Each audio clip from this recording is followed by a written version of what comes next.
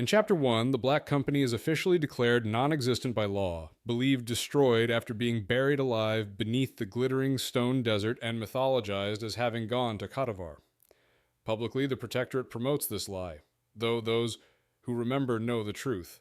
Only 50 people entered the plane, few returned, and those who spoke honestly were silenced. Fear keeps the population compliant. Mugaba's long campaign against a supposedly dead company and the prolonged resistance at the fortress overlook expose the deception, but no one dares question it. Soulcatcher, now Protector, rules Taglios through terror. Her power is limited by the sealed Shadowgate, sabotaged by an unknown hero, preventing her from unleashing greater shadow forces without risking catastrophe. Though unchallenged, even Soulcatcher knows this fearful peace cannot last. Across the Empire, whispers of prophecy spread. The year of the skulls approaches, gods stir, omens appear, and the phrase "water sleeps" becomes a fearful warning of coming upheaval. In Chapter 2, the narrator, called Sleepy, explains his withdrawn childhood and how he survived trauma by retreating into dreams until joining the Black Company, where he slowly awakened to purpose. He now keeps the annals, believing the company's history must be recorded even if no one ever reads it, because the annals preserve the company's identity and defiance. Though the Protector, the Radisha, and Mugaba all declare the Black Company dead, Sleepy insists they endure as unseen enemies who inspire fear. Across Taglios, messages appear daily on walls stating "water sleeps," signaling that the betrayed company will someday return for justice. These warnings terrify Mugaba, the Radisha, Willow Swan, and other officials, while Soulcatcher alone shows no fear, mocking fate despite her madness. Sleepy moves through the city, gathering intelligence and spreading rumors, ensuring the Empire lives in constant dread and anticipation of the company's eventual reemergence. In Chapter 3, the Hidden Black Company prepares to act under the leadership of Kaisara, a formidable witch and wife of the former analyst Mergen. Though never formally a member, Kisara is the company's true backbone, commanding the respect of Goblin, One-Eye, and all others. Operating quietly from Merchant Bandotrang's building, the company finalizes a long-planned operation meant to announce their continued existence. Despite some unease, Kisara confirms every detail is ready and orders the first phase to begin. Her son Tobo is sent out to execute it. Disguised as an insignificant Nuangbao street thief, Tobo moves unnoticed through crowded Taglian streets, exploiting racial prejudice and indifference. While attracting minor attention from citizens and Shadar peacekeepers, he avoids scrutiny and secretly marks walls with concealed signs. His actions initiate the company's plan to spread omens and messages while evading the Greys and the Protector's watchful control. In Chapter 4, Sleepy and Tobo wait for the next phase of the Black Company's plan while disguising themselves to observe the results. Tobo has already placed the prepared buttons, magical devices designed by Goblin to trigger public manifestations. During a street puppet show, the buttons activate, producing glowing smoke images of the Black Company's skull emblem and prophetic messages including "water sleeps" and "my brother unforgiven." The displays terrify the crowd and draw the Greys, who are unable to stop the spectacle. A later manifestation takes the form of Niasi, a powerful demon from Shadar mythology, deliberately provoking fear and destabilizing the Greys by linking them to dark rumors already circulating. The crowd turns hostile, mocking and attacking the Greys. Sleepy pulls Tobo away before the situation escalates further. The operation succeeds in spreading fear and unrest, but Tobo's recklessness worries Sleepy, who realizes the boy needs stricter discipline to survive the dangers ahead. In Chapter 5, Kaisara moves the company to its next stage by summoning Mergen's spirit to gather intelligence. Goblin and One-Eye assist with a new method that allows Mergen to manifest visibly and speak directly, a dangerous but powerful improvement. Mergen, still trapped in stasis beneath the glittering stone, appears unchanged while the living have aged. Despite his reluctance, he remains the company's most vital weapon, able to spy where no one else can. Sarah orders Mergen to observe the Privy Council, confirm Willow Swan's presence, and report on enemy plans now that the company is ready to strike. His spirit departs to investigate. The successful summoning confirms the new technique works and strengthens the company's position. Sarah decides Tobo should be present to hear his father speak in the future, tying him more closely to the company's purpose as their secret war against the Protectorate escalates. In Chapter 6, Mergen infiltrates the Privy Council as an unseen spy and observes growing instability within the Taglian government. The Council discusses the recent public appearances of Black Company smoke sigils, which Soulcatcher dismisses as a nuisance, though her confidence shows cracks. A prayer wheel bearing an ancient moral rebuke aimed at the Radisha alarms the court, prompting Soulcatcher to threaten the Bodhi monks to force the culprit's surrender. More importantly, the council learns that the deceivers have resurfaced. A tax official, Perhula Koji, has been murdered in classic Strangler fashion during an initiation overseen by the daughter of Night herself, who has now openly appeared in Taglios. This confirms the deceiver's active return and implies that Narayan Singh, the Black Company's most hated surviving enemy, is also present. As council infighting continues, urgent news interrupts the meeting. Mergen departs immediately to warn Sara that events are accelerating and that Narayan and the Daughter of Night must be confronted without delay. In Chapter 7, Kisara operates in the city under her disguise as Min Subradil, using palace day labor to gather intelligence. Protected by Goblin and One-Eye's confusion spells, company members move freely while remaining hidden. The company launches a planned diversionary assault at the palace's north entrance, drawing Greys and royal guards into a violent but controlled battle meant to mask the true objective. During the chaos, fireballs are unleashed to escalate panic and force Willow Swan into retreat. As planned, Swan is funneled toward the servant's postern, where he is captured alive by company operatives disguised as harmless outcasts. The attackers withdraw before Soulcatcher can retaliate, barely escaping when she appears on the battlements. Sara and Sleepy remain in character and are ushered inside the palace by Jal Barandandi, placing them close to power immediately after the kidnapping. The company succeeds in seizing Swan and advancing its larger deception. In Chapter 8, Kai Sara and Sleepy remain disguised as palace laborers after the assault and kidnapping of Willow Swan. They are questioned only superficially, then assigned to clean the Privy Council chamber, allowing Sara to observe high-level reactions firsthand. Casualty reports confirm heavy losses and major structural damage to the palace, though no attackers are captured and Swan remains missing. Soulcatcher grows suspicious, questioning the attackers' true objective and the timing of their retreat, while officials debate palace defenses and the possibility of Black Company involvement. Sara endures close scrutiny from Soulcatcher without breaking cover. The council's panic slowly subsides, but Soulcatcher remains unsettled by unanswered questions surrounding the attack and Swan's disappearance. Eventually, Sara and Sleepy are dismissed, fed in the kitchens, and allowed to leave through a guarded servant's exit. They escape unnoticed, having successfully gathered intelligence and deepened uncertainty at the heart of the Protectorate. In Chapter 9, Sara and Sleepy discover that the crowd outside the palace has gathered to witness a confrontation between the Greys and 4 Bodhi disciples at the damaged entrance. The Bodhi calmly defy the Protector's orders by installing a prayer wheel and laying out a ritual cloth. When challenged, their leader declares the ancient doctrine of Rajadharma, publicly rebuking the ruler's moral authority.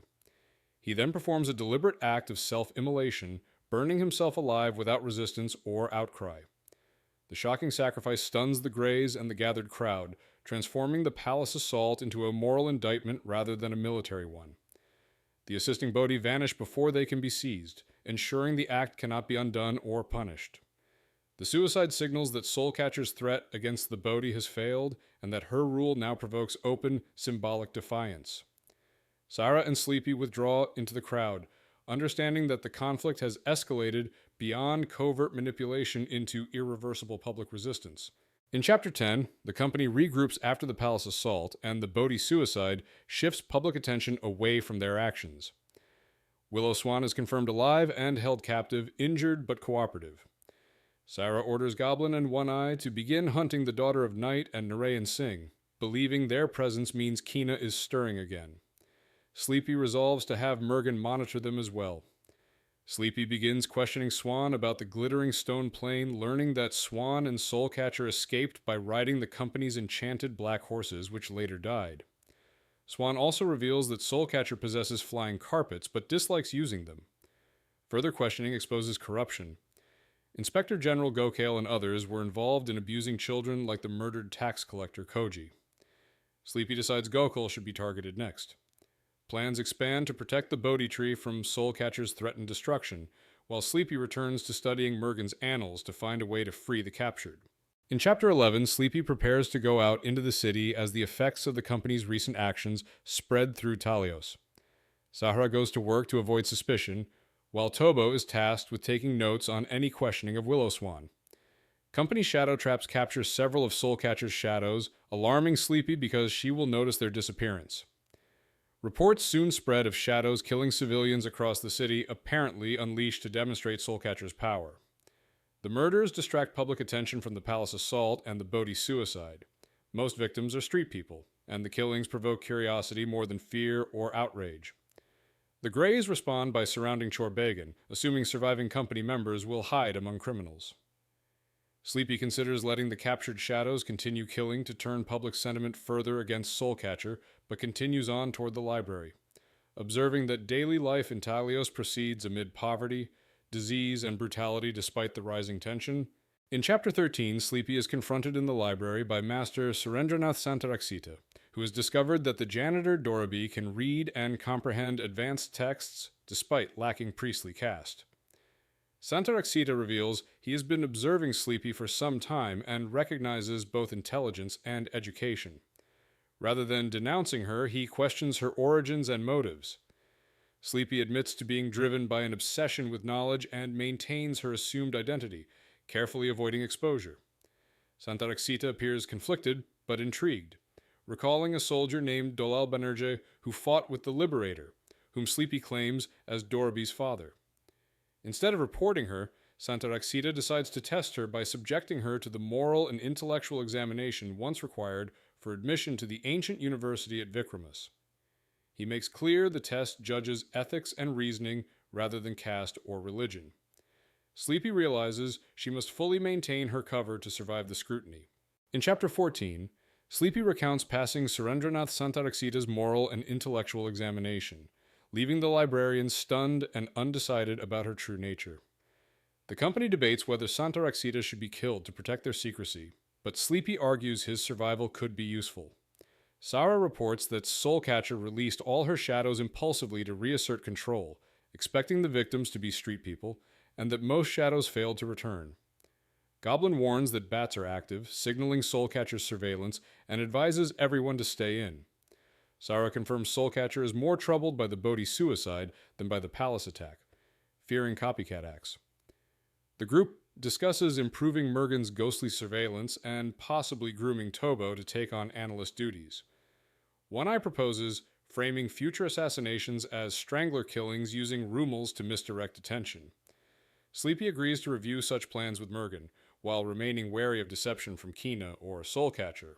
In Chapter 15, Sleepy pushes to make full use of Mergen's ghost, ordering him to spy on Surendranath Santaraksita to ensure the librarian does not expose her. Sleepy believes her library research is close to revealing an independent account of the Black Company's first arrival. Sarah reports growing pressure from Jal Barandandi regarding Sawa and Tobo, prompting discussion of possibly luring or targeting palace officials such as Gokul instead. Sleepy confirms she has an overall plan forming for freeing the captured and restoring the company.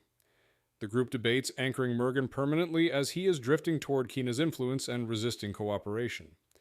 Sarah decides to confront Mergen directly to re-establish his ties to the living world. Sleepy shares a newly discovered Kina myth linking Kadavar to her death and dismemberment, reinforcing her belief that current events are accelerating. She orders Mergen restrained and focused on reconnaissance, especially locating Narayan and the Daughter of Night. In Chapter 16, Sleepy realizes the key to freeing the captured lies in Mergen's annals. She concludes that Soulcatcher, known to the Nyuangbao as the Thousand Voices, stole an object called the Key from the Temple of Gangesha after the siege of Jaker. This key appears to be another Shadowgate key like the Lance of Passion and could open the way to release the captured. Sarah confirms the temple once guarded something tied to an ancient Nyuangbao sin and that Uncle Doge has long searched for the key. Mergen agrees the theory fits his memories. Sleepy suspects Narayan Singh and the Daughter of Night may have taken the key when Narayan rescued her. The company sets priorities to kill or stop them and recover anything they carried off. Mergen later locates Narayan and the Daughter of Night hiding in Chorbagan despite the area being under Grey siege. In Chapter 17, Sarah wakes Sleepy before dawn so they can begin planning the capture of Narayan Singh and the Daughter of Night, who are hiding in Chorbagan under grey siege. Sarah must go to the palace, while Sleepy must maintain her cover by appearing at the library. The company agrees to move forward with One Eye and Goblin running their part of the operation independently. At the library, Sleepy works as Doroby and briefly falls asleep from exhaustion. Master Surendranath Santaraksita finds her and speaks about the recent shadow killings, condemning Soulcatcher's random violence as true evil. He then rewards Doroby by granting her access to all non-restricted books and expects her to study and discuss them. This marks a significant increase in trust and access within the library. Sleepy resumes her janitor role, aware that critical events are unfolding elsewhere while she is forced to remain in position to protect the larger plan. In Chapter 18, Goblin infiltrates Chorbagan disguised as a Vadine dervish and uses a summoned demon to distract the Greys, allowing company operatives to slip inside the sealed district. One Eye and Goblin lead a daylight raid on a tenement, exploiting the belief that the Daughter of Night is weaker without darkness. Using confusion spells, they isolate the building and descend into the cellar, where Narayan Singh and the Daughter of Night are hiding. Narayan attacks with a rummel, but One Eye cripples him while Goblin neutralizes the Daughter of Night with magic and secures her with a control amulet. The team disguises the captives as lepers to escape. As they withdraw, Soulcatcher arrives on a flying carpet and engages the company with fire, but they evade her. Investigating the cellar afterward, Soulcatcher discovers writing tools, a book begun in an unfamiliar script, and a silk rummel, realizing the fugitives were copying knowledge and that their discovery required powerful wizardry. In Chapter 19, the company regroups after the raid in Chorbagan. Sarah reports that Soulcatcher returned from the Thieves' Garden shaken, having discovered something that abruptly ended her confidence. Goblin confirms Narayan Singh and the Daughter of Night are secured and drugged, but warns the girl is dangerous, possessing strong innate sorceress potential. Mergen has vanished despite efforts to anchor him, leaving the company without its key scout. One Eye notes seeing a white crow, reinforcing concern about Mergen's instability. Sleepy learns Master Surendranath Santaraksita has granted her broad access to the library, deepening both opportunity and risk. Rumors circulate of another Bodhi disciple planning a confrontation at the palace. The chapter ends with the unexpected return of Uncle Doge, long absent and still searching for his mysterious key. His sudden appearance immediately after recent discoveries raises suspicion and tension, especially for Sarah, who openly distrusts him. In Chapter 20, Sleepy interrogates Uncle Doge about the key, but gains no direct answers, making clear the company intends to open the way to the glittering plane with or without his cooperation. She reveals her belief that Doge possesses a hidden copy of the first volume of the Books of the Dead, stolen long ago and concealed to keep it from Soulcatcher and the Daughter of Night. Doge remains silent. Sleepy then turns to Narayan Singh and the Daughter of Night shifting tactics.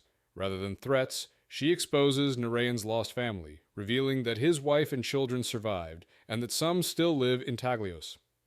This shakes Narayan and opens the possibility of leverage.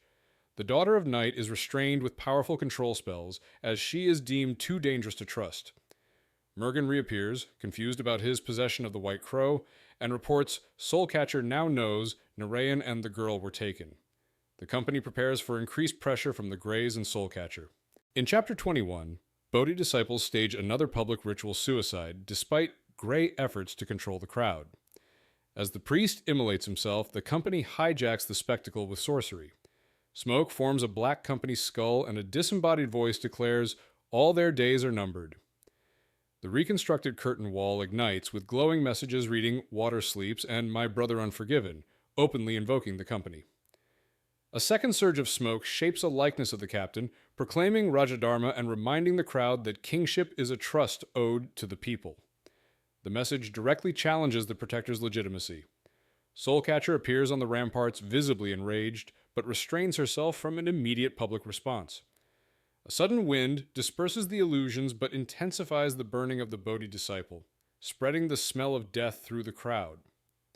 The demonstration succeeds in publicly associating resistance, moral authority, and the Black Company, escalating the psychological war against the Protector. In Chapter 22, Dorabi arrives late to the library and truthfully tells Master Surendranath Santaraksita that she witnessed another Bodhi disciple immolate himself before the palace, accompanied by sorcery. She explains that the Bodhi are protesting the Radhisha's failure to fulfill her duty to the people and are using unavoidable spectacle to force attention. Santaraksita agrees, but questions what the Radhisha can realistically do while the Protector remains in power. He leaves to convene the Badralak, hoping to find a way to loosen Soulcatcher's grip on Taglios. Dorabi doubts their chances. As the senior librarians depart for the meeting, the junior copyists quietly abandon their posts, leaving the library nearly empty. Seizing the opportunity, Dorabi completes her chores and then secretly begins examining books, including those in the restricted stacks. With Baladitya unaware and ineffective, Dorabi gains unsupervised access to sensitive materials that may advance her investigation. In Chapter 23, Jal Barandandi assigns Min Subradil and Rahini to clean the Radhisha's private quarters under Narita, Barandandi's wife, who vents her resentment on them. Sara realizes the assignment is deliberate. Barandandi wants his wife to see only plain, unremarkable workers, while he exploits others elsewhere. The workload is heavy, leaving Sara no opportunity to search for hidden pages of the annals. As the day progresses, tension rises throughout the palace as officials hurry about. News spreads that another Bodhi disciple has burned himself to death outside, deeply unsettling the Radhisha. Narita reveals that the Radhisha frequently retreats to the anger chamber, a private room where she vents rage and grief before facing the court. Later, Subradil gains permission to clean the anger chamber after it is vacated, finding it sparse, smoke-filled, and heavy with incense, confirming the Radhisha's growing emotional strain. In Chapter 24, Sara reports that the Greys searched workers leaving the palace, narrowly missing any hidden pages, and that Barandandi punishes minor theft brutally. She and Sleepy agree Barandandi is useful despite being loathsome. Sara confirms that Radhisha was deeply shaken by the Bodhi displays. Sleepy reveals she accessed the restricted stacks and removed what appears to be an original volume of the Annals, replacing it with a discard, and suspects more volumes remain. Sara plans to consult Goblin. Sleepy checks on the prisoners. Willow Swan remains harmless and uninformative. Uncle Dodge refuses cooperation, but is pressured by reminders of mortality and the lack of an heir. Sleepy reinforces to Narayan Singh that the Daughter of Night's safety depends on his cooperation. The Daughter of Night is heavily confined and drugged, yet her mental absence alarms Sleepy, suggesting a dangerous connection to Kina despite containment. In Chapter 25, Master Santaraksita thanks Dorabi for helping Baladitya and remarks that Dorabi continues to intrigue him. Dorabi learns the Badralak meeting was unproductive, reinforcing that the elite only debate and never act against the Protector. Santaraksita confirms the common belief that the Protector is centuries old and sustained by powerful sorcery. Dorabi steers the conversation to maintain Santaraksita's trust and reports progress in historical studies. Dorabi then asks whether the Nyuangbao ever possessed a written language, citing strange symbols seen near home and noting the Nyuangbao's refusal to explain them. The question visibly unsettles Santaraksita. He admits he does not know, promises to investigate, and hurriedly leaves, shaken. His reaction suggests the question touches on dangerous or suppressed knowledge, potentially connected to forbidden texts, the Nyuangbao's past, and the hidden history Dorabi is actively uncovering. In Chapter 26, the company advances multiple plans amid rising tension in Taglios. Mergen guides Slink's party toward Semchi faster than the Protector's forces sent to destroy the Bodhi tree, setting up an imminent and violent confrontation. The storm season begins, worsening conditions in the city and underscoring the urgency of escape plans. Dorabi secures what appears to be another original of the missing annals from the library, bringing the research close to completion, though translation remains a problem. Sara proposes bold actions against the palace, including kidnapping the Radhisha, but the group agrees their next concrete target remains Chandra Gokul. They discuss evacuation contingencies as Soulcatcher's attention grows. An unexpected development follows when Master Santaraksita secretly tracks Dorabi back to the warehouse, revealing his personal interest and increasing risk. Sara plans to exploit an upcoming Privy Council meeting to reach Gokul, while Dorabi considers using Santaraksita to translate the annals, potentially drawing him fully into the company's orbit. In Chapter 27, Sleepy presses Narayan Singh for cooperation, confirming he now understands her identity, but remains hostile and devoted to Kina. She escalates pressure by threatening to bring his son Aridatha to see him, forcing Narayan to confront the life he abandoned. Sleepy then confronts the Daughter of Night, dismisses her guard, and orders complete isolation, recognizing the girl's extreme danger. Sleepy directly threatens the Daughter of Night with death, asserting that the Year of the Skulls cannot occur without her, and that she lives only to secure Narayan's compliance. The encounter confirms the girl's immense latent power and reinforces the urgency of containment. Afterwards, Sleepy returns to translating recovered pages, but struggles with exhaustion and doubt. She reflects on the company's isolation, fading members, and her own lack of family. She falls asleep reviewing Mergen's reports of the glittering plain, dreaming of its creatures and questioning their connection to the shadows and ancient myths. In Chapter 28, Sleepy, Sara, Min Suberdil, and Shikandini enter the palace disguised as workers, with Tobo posing as Suberdil's daughter. Jal Barandandi shows immediate interest in Shikandini, drawing the attention of his wife Narita, who assigns Suberdil's family to work in areas critical to their mission. Narita's duties give them access near the Radisha's personal suites and later the Privy Council chamber. The group prepares the chamber under the cover of a fabricated Bodhi threat meant to bring Shikandini face to face with Chandragokale. Gokal notices Shikandini and is clearly captivated before Barandandi removes the workers. To avoid suspicion, Subredil reins in Shikandini's behavior. Sleepy later slips away alone, navigates the palace, and locates a hidden book room. She tears out pages from ancient records, hides them near a service exit, and returns disoriented. Despite Barandandi's anger, the group escapes scrutiny as the Radisha and the Protector pass by. Sleepy leaves carrying stolen documents concealed on her person. In Chapter 29, Croker withdraws after the evening meeting to examine the pages he stole from the palace, comparing them to the book he believes is an early copy of the first annals of the Black Company. He determines the pages come from a later version of the original annal and realizes he lacks the expertise and time to extract their deeper secrets without help. While Croker studies, events unfold elsewhere. Chandragokale sends a man to follow Shikandini, but the man disappears after crossing paths with Runmust and Iqbal Singh. When the man fails to return, Gokale leaves the palace for a pleasure house. Riverwalker and other company members intercept him after he departs. Gokale and 2 companions are murdered there, strangled, with a red rummel left behind. The Greys remove the bodies, claiming the Protector wants them returned, but instead dump them into the river. A white crow follows the cart as it departs. In Chapter 30, Mergen witnesses Soulcatcher receive swift and detailed news of Chandragokhal's death.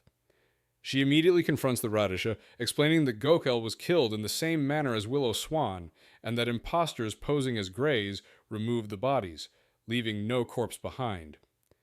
Soulcatcher concludes the murders were not the work of the deceivers or stranglers, but of the same hidden force that eliminated Swan. She warns that the loss of Swan and Gokhel cripples the palace's machinery and that the Greys are already destabilizing. Believing a dangerous organizing mind is at work, Soulcatcher urges recalling the great General Mogaba and announcing his return to draw out the enemy. She speculates about surviving wizards or a master of the path of the sword as possible masterminds. After leaving the Radisha unsettled, Soulcatcher departs the palace. Mergen secretly follows and discovers a white crow observing Soulcatcher, realizing with shock that the crow is himself, confirming his growing out-of-body abilities. In Chapter 31, Sleepy reunites with Sara, Tobo, Runmust, and Kendo Cutter as they deliver Chandragokale unconscious, confirming their plan succeeded. Sara prepares to interrogate him, while One Eye presses for the next move.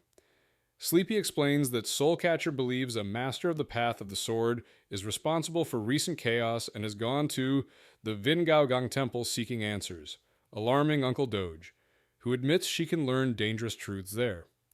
Sleepy argues they must act quickly because Soulcatcher has recalled Mogaba and believes the captured and Long Shadow are dead.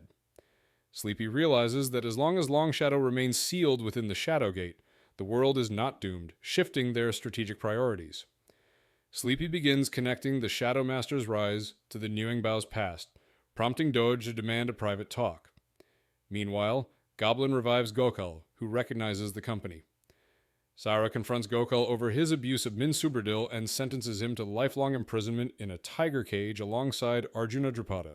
In Chapter 32, Sleepy secretly meets Uncle Doge outside the warehouse so he can speak freely.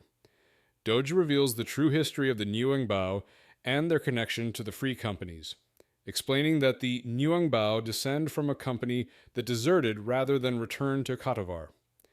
He explains that the Shadow Masters were unleashed when the sorcerer Ashutosh Yaksha, later known as Shadow Spinner and acting for Long Shadow, infiltrated the Nyuangbao and sought their key, a talisman capable of opening and closing the Shadow Gate. A failed confrontation at the Shadow Gate allowed the Shadow Masters to escape, reawakened Kina's influence, and led to Taglius's current crisis. Doge admits Soulcatcher later learned the truth and seized the mysterious object the Nyuangbao had guarded. Sleepy secures Doge's conditional cooperation while realizing he is withholding parts of the truth. Afterward, Sleepy confirms Sahra and Mergen overheard most of the confession. Mergen reports a white crow followed them, which he insists was not him, leaving its identity unresolved. In Chapter 33, Sleepy resumes her role as Doroby at the library and deliberately feigns illness to draw Master Santaraxita's concern and trust. Using staged weakness, she ensures Santaraxita escorts her after work. Outside the grounds, company members surround them, and Santaraxita is knocked unconscious and taken to the warehouse. Sleepy reveals her true identity as the Black Company's analyst and forces Santaraxita and the copyist Baladitya to translate stolen ancient texts, including early annals, under threat. Sarah reports that Soulcatcher has returned from the swamp enraged, argued publicly with the Radisha, and intends to unleash the shadows. The Purohita and senior priest plan to leave the palace for an early Drugapavikan vacation, suggesting a possible trap. Sleepy orders reconnaissance and begins planning to exploit the priest's absence. To execute the plan, Sarah insists she needs Shikandini and Sawa. Sleepy proposes disguising Goblin as Sawa. The group prepares for a risky palace operation. In Chapter 34, Sleepy confronts Narayan Singh in captivity and threatens the safety of the Daughter of Night to force his cooperation. She warns the time is running out and that an inevitable confrontation between powerful forces is approaching. As she leaves, Narayan weakly admits he cannot do what is being demanded of him, showing his resistance is beginning to crack. Sleepy later speaks with Bandotrang, who confirms Uncle Doge has accepted that the old divisions among the Nyuangbao must end and that survival now depends on unity, as Hong Tre foresaw. Before retiring, Dotrang warns Sleepy that a sinister ghost has been seen haunting the warehouse, likening it to something drawn to death and corruption. That night, Sleepy herself awakens to see a cold, vaguely human apparition watching her before it vanishes. She is left uncertain whether the presence is Mergen, Soulcatcher, the Daughter of Night, or some other malevolent force. In Chapter 35, Sleepy senses something is wrong in Talios as she heads toward the library, noting the city's unnatural quiet, widespread fear, and the absence of greys and street vendors. Merchants warn her away from the library area, confirming her unease.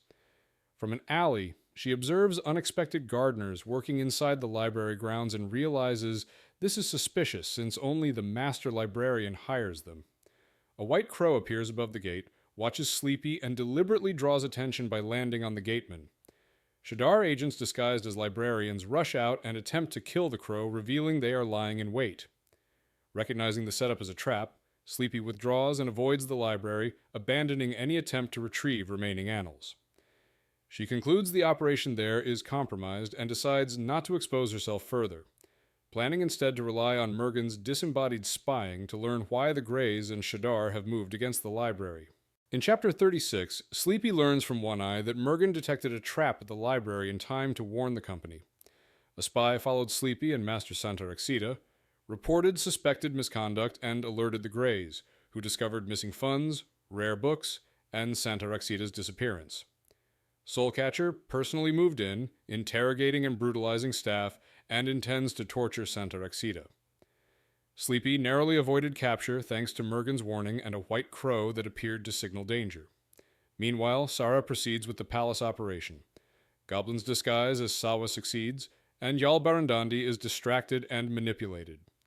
Soulcatcher has shifted personnel to focus on the library and Bodhi disciples, weakening surveillance elsewhere.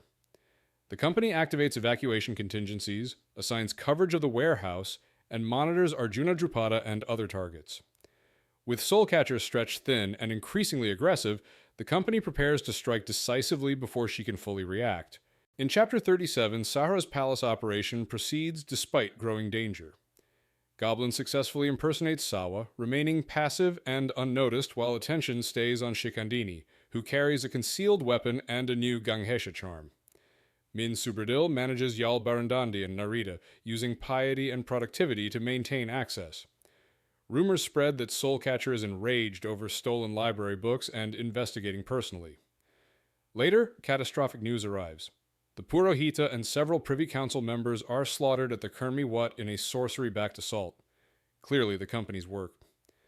Fear spreads through the palace as the Protector returns in a fury and prepares to unleash the shadows again. Using the chaos, Subredil stages Sawa's sudden illness, implying abuse and pregnancy. Narita reacts instantly, escorting the women out through the servants' postern. Amid panic and distraction, the group collects pay and escapes the palace cleanly, successfully extracting Goblin without suspicion. In Chapter 38, Sleepy briefs the company after abducting the Radisha, warning that witnesses and Soulcatcher's supernatural tracking abilities make discovery likely. Evacuation preparations continue, but the company delays fleeing while unfinished objectives remain. Reports arrive that Slink has attacked Bodhi disciples at Semchi prematurely, escalating tensions and drawing attention sooner than planned. Arjuna Drupada, wounded but alive, is delivered to share a cage with Chandragokala, increasing pressure on both prisoners. Sleepy confronts Narayan Singh again about the key, rejecting his demand for absolute guarantees of the Daughter of Night's safety and escalating threats to force cooperation. Negotiations stall. Meanwhile, Surendranath Santaraksita and Baladitya actively translate the stolen annals. The texts prove mundane, revealing logistical records rather than revelations, suggesting the free companies were ordinary soldiers unaware of any grand destiny. The discovery dampens expectations but confirms long-held assumptions about the company's fragmented origins. With Soulcatcher's reaction still unknown, Sleepy knows departure from Talios may soon be unavoidable. In Chapter 39, Soulcatcher finally moves against the missing Radisha. Mergen reports she has lost patience and storms the anger chamber after loosing her shadows across Talios. The Radisha is gone, confirming the kidnapping succeeded. Soulcatcher interrogates the palace staff, senses magical interference, and discovers a Ganghesha hidden by Narita. Realizing the figurine belonged to a cleaning woman, Soulcatcher deduces that Min Subradil, Shikandini, and Sawa were involved and may have abducted the Radisha. A prepared shadow trap briefly turns on Soulcatcher, proving the enemy anticipated her reaction, but she destroys it. Enraged and mocked by disembodied laughter, Soulcatcher murders Narita after extracting all she knows, then realizes she has eliminated the only witness who could confirm the Radisha's disappearance. Forced to conceal the truth, Soulcatcher decides to maintain the fiction that the Radisha has withdrawn voluntarily, even as she prepares retaliation. A white crow observes the aftermath, confirming continued unseen surveillance. In Chapter 40, Mergen warns that Soulcatcher is closing in, though his motives and the role of the white crow remain unclear.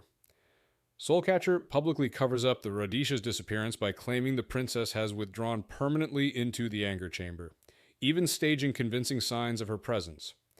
Privately, she investigates the palace, interrogates staff, suppresses corruption, and concludes the Radisha was abducted by imposters who infiltrated and exited undetected. She begins searching unused palace areas for those still hiding inside. Meanwhile, Goblin prepares his escape with 2 stolen books, using old Black Company routes and layered shadow traps. Soulcatcher nearly captures him, but Goblin's final Ganghesha trap detonates into a fireball, crippling Soulcatcher's foot and stopping her pursuit. Enraged but immobilized, she releases shadows after Goblin instead. Goblin escapes into the city under pursuit, while a white crow follows, confirming continued interference beyond Soulcatcher's control. In Chapter 41, the company confirms Goblin escaped and Soulcatcher is wounded but still dangerous. Sleepy, Sara, and One Eye conclude that Soulcatcher will pretend the Radisha has merely withdrawn while she hunts for her enemies. Knowing this cover cannot last forever, they agree the company must prepare to leave Talios soon. Before departing, Sleepy interviews the Radisha herself. The Radisha realizes the Black Company orchestrated her abduction and that Soulcatcher has already begun consolidating power in her absence. Sleepy explains that without intervention, Soulcatcher will rule openly within months. She makes clear that the company intends to destroy everyone who has harmed them, including Soulcatcher and the Great General. Sleepy then reveals the Radisha's true vulnerability. There is no clear successor to the Taglian throne. By holding the Radisha, the company controls Taglios' political future. The Radisha is left shaken, forced to consider cooperation, while Sleepy withdraws to rest before confronting Narayan Singh again. In Chapter 42, Sleepy relaxes with cards, while Goblin returns safely, confirming Soulcatcher was injured but not killed.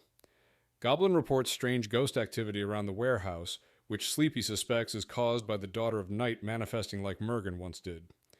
They also discuss the mysterious White Crow, ruling out Mergen for now and hinting its explanation may lie in the annals. Sleepy, Goblin, and Swan go to confront Narayan Singh. Narayan reveals he prayed to Kina and received approval to bargain with the Black Company. He agrees to lead them to the key, but insists they must wait until the Daughter of Night recovers, as she is ill. Narayan will personally guide them to the key, located several days south of Taglios. Sleepy accepts the deal, but makes clear she does not trust Narayan or the Daughter of Night. She orders preparations for an expedition and quietly demands Narayan's son be captured as leverage. In Chapter 43, the company prepares to evacuate Taglios while managing growing risks. Sarah struggles with inactivity as Mergen scouts through the mist box. Sleepy reveals that Narayan Singh's son has been captured, and that new proclamations offer large rewards for information leading to the capture of Black Company members, increasing the danger of betrayal. Sleepy delays departing for the key to allow warnings to reach Slink and plans to spread rumors targeting the Great General while evacuating. Willow Swan reports that the Daughter of Night is suffering seizures. Sleepy realizes Swan has been spending time near her and angrily confronts him, warning that the Daughter of Night is manipulating him and poses extreme danger. She threatens Swan to ensure he understands the stakes. One Eye intervenes, reminding Sleepy that Aradatha has been brought in to meet his father, Narayan Singh. Sleepy orders One Eye to handle the Daughter of Night's condition without killing her, since Singh will not cooperate if she is harmed. In Chapter 44, Sleepy meets Aradatha Singh, Narayan Singh's son, who has been captured to pressure Narayan. Aradatha remains calm and courteous despite his captivity. Sleepy brings him to Narayan, revealing their relationship and making it clear Aradatha will be released, while Narayan will not. The meeting visibly affects Narayan, confirming his loyalty to family and creating emotional leverage. Sleepy reinforces the threat by implying other relatives could also be seized. Aradatha realizes he is being used as leverage, but responds with dignity, formally acknowledging his father. Their shared respect for Aradatha's mother establishes brief common ground. Sleepy decides to use Aradatha further by showing him the Radisha before releasing him, ensuring he can truthfully spread word that the ruler is no longer in the palace. This will strengthen rumors destabilizing Taglios. Sleepy leaves Riverwalker to watch Narayan and Aradatha while she goes to speak with the Radisha, advancing the company's psychological and political pressure campaign. In Chapter 45, Sleepy confronts the Radisha in captivity and explains that Soulcatcher is concealing her disappearance by claiming she has withdrawn into her anger chamber while issuing erratic rescripts in her name. The Radisha recognizes the Protector's fractured personalities as the source of the irrational decrees. Sleepy proposes countering Soulcatcher by issuing credible proclamations and spreading proof that the Radisha is alive and imprisoned. She reveals that a respected Taglian soldier has seen the Radisha strengthening the rumors. Sleepy presses the Radisha about her long hostility toward the Black Company, linking it to suppressed history and stolen annals that falsely painted the company as monstrous. Sleepy then offers a bargain. The company can recover the Radisha's brother and other Frozen captured using the Shadowgate key. In exchange, the Radisha must publicly repudiate Soulcatcher, clear the company's name, dismiss the Great General, and shift Taglios against the Protector. The Radisha hesitates but is shaken by the offer. In Chapter 46, the Black Company prepares to evacuate Taglios while also organizing an expedition to the Grove of Doom to obtain the Nyuangbao key with Narayan Singh. Tension runs high as Ban Dotrang suffers a severe stroke and is not expected to recover. Sleepy orders Goblin to restrain the Daughter of Night's wandering spirit without harming her, fearing her abilities pose a risk. Santaraksita confirms that the earliest annals were written partly in an ancient Nyuangbao language and reveal the company originally fled the land of unknown shadows rather than seeking apocalypse. Uncle Doge informs Sleepy that Dotrang wishes to see her. Though unable to speak, Dotrang prepares for death after seeing Sara and Tobo. Uncle Doge declares he will accompany Sleepy to the Grove of Doom to ensure Narayan keeps his word and to surrender a volume of the Books of the Dead hidden along the route. Sleepy says farewell to Dotrang, grieving the loss of a quiet ally whose death marks a turning point for her. In Chapter 47, Sleepy organizes the Black Company's evacuation from Talios, aware that long-settled roots and personal ties will make leaving difficult. Some members will refuse to go, and others who depart may reveal information. The company numbers just over 200, with many already living in scattered locations as sleeper agents, a structure modeled after deceiver methods. Couriers are sent first with coded warnings to distant members, revealing only that major trouble is coming. The main force will leave in small, disguised groups, moving through checkpoints and assembly points while knowing only their next destination. Those most entangled will depart last. Members who stay behind will be allowed to remain if they continue serving company interests, providing intelligence after the exodus. False displays, including increased activity by the demon Niasi and staged vandalism and assaults, will mislead the Greys into expecting a terror campaign around the Drugapavi. If Soulcatcher takes the bait, the company gains time and distance before she realizes they have vanished. In Chapter 48, Sleepy leads the first evacuation party out of Taglios on the day Ban Dotrang dies. The group includes Narayan Singh, Willow Swan, the Radisha in disguise, Uncle Doge, Riverwalker, Iqbal Singh, and his family, Runmust, and others, traveling as a poor, disguised caravan with animals. Magical choke devices secretly control Narayan, the Radisha, and Swan if they stray. Progress along the rock road is slow due to rain, crowds, and the season.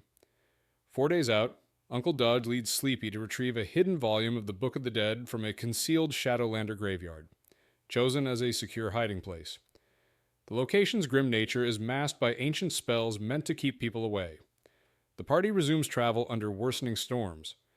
Sleepy speaks with the Radisha about her brother and confirms that the captured, including him, are alive, explaining the urgency of leaving Taglios. Suspicious signs and whispers raise concern that they may already be watched. In Chapter 49, the group's progress toward the Grove of Doom is disrupted when they encounter the vanguard of the 3rd Territorial Division of the Taglian Army, commanded by the great General Mogaba. They move aside to avoid attention, knowing they cannot oppose such a force. The presence of Mogaba raises fear of recognition, especially for Narayan Singh, who once worked closely with him. Narayan alters his appearance to avoid notice. The army's size slows the group's travel, making it impossible to reach the grove before rain or nightfall, which is dangerous given the grove's otherworldly nature. Uncle Doge and Willow Swan are sent ahead to scout the grove for threats, including deceivers. As Mogaba passes, his black stallion recognizes the narrator, increasing tension, but a white crow distracts the soldiers and diverts attention. The army continues on, and the group avoids discovery, though the omen of the crow leaves the narrator uneasy as they press on toward the grove. In Chapter 50, heavy rain allows the group to leave the road unseen, slowing their movement and worsening conditions as they push toward the Grove of Doom. Narayan Singh shows eagerness to arrive after nightfall, which alarms the others. A violent storm with hail forces the group to shelter under low evergreens, where they wait it out without losing anyone. Afterward, they regroup and continue, passing familiar landmarks but seeing no sign of Slink's party. As dusk falls, they reach the grove exhausted, cold, and demoralized, though Narayan remains focused on the mission. He insists they move deeper to the Deceiver Temple for shelter. Despite the grove's oppressive, haunted atmosphere, Uncle Doge supports Narayan's recommendation, suggesting he knows more than he shares. The narrator orders the group onward. The temple's presence is overwhelming, and Narayan confirms it has been rebuilt secretly in the past. The group enters the grove, aware of its danger and looming threats elsewhere. In Chapter 51, the group advances deeper into the Grove of Doom under constant rain, with the babies crying and restless animals increasing the danger of discovery.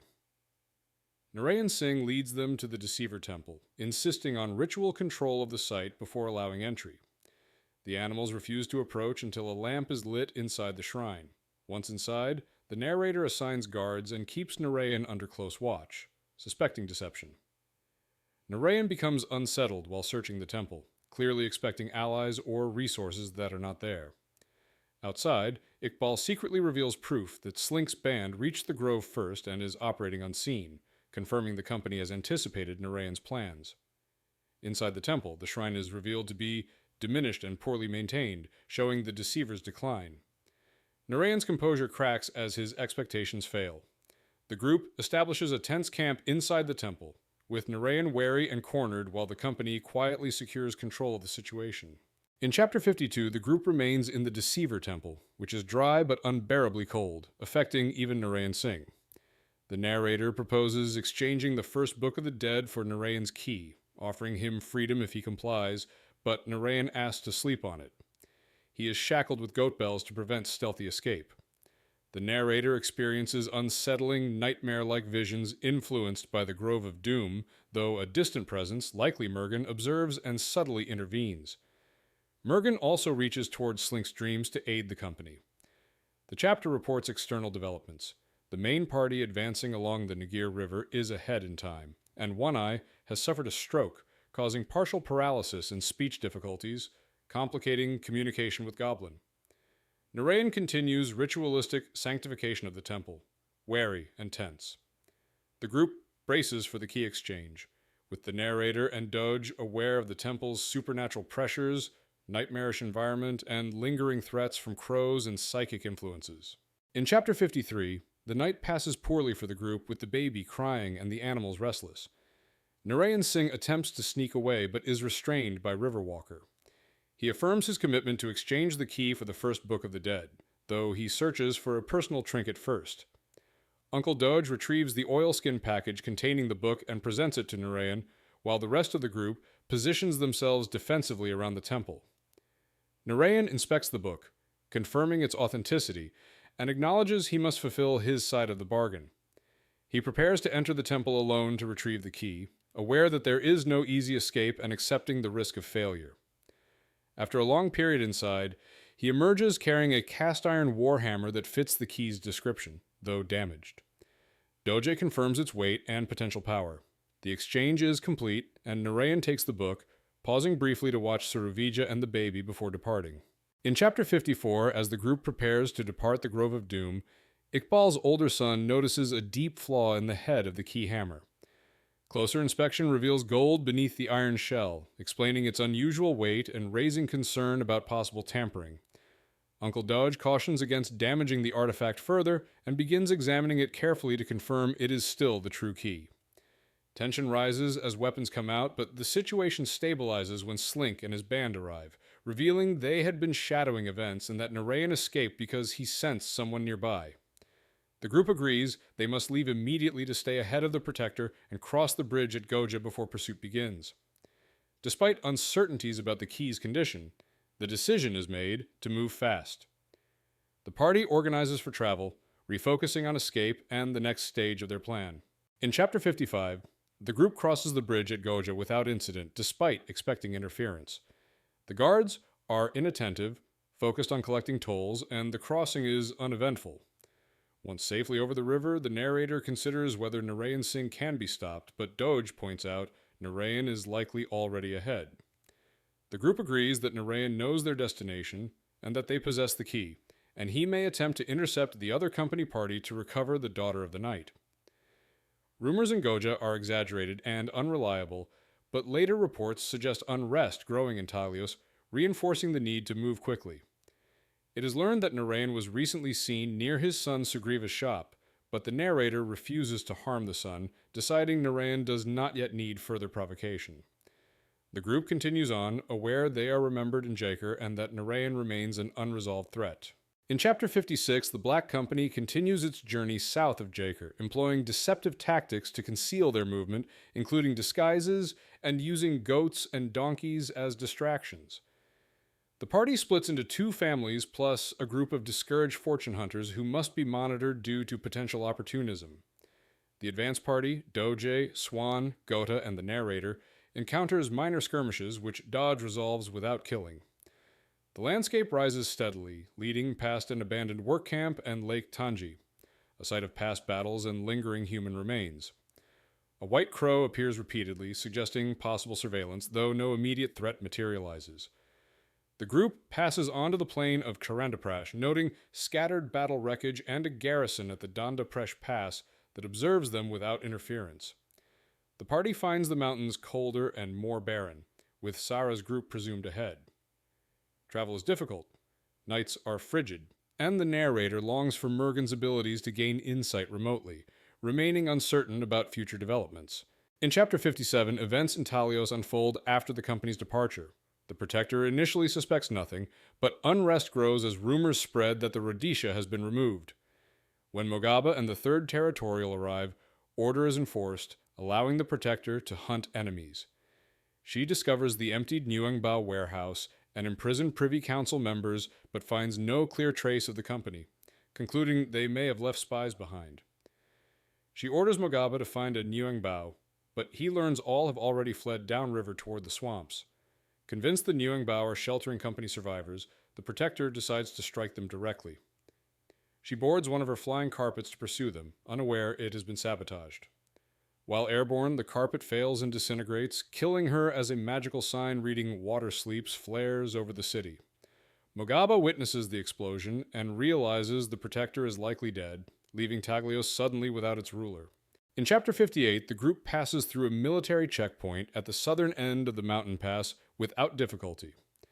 The young official is more interested in rumors and refugees than enforcing security, and the group's cover story holds. They recover their hidden weapons and continue south. The narrator grows concerned about Mother Gota's fading will to live and hopes reuniting with Sara will help her.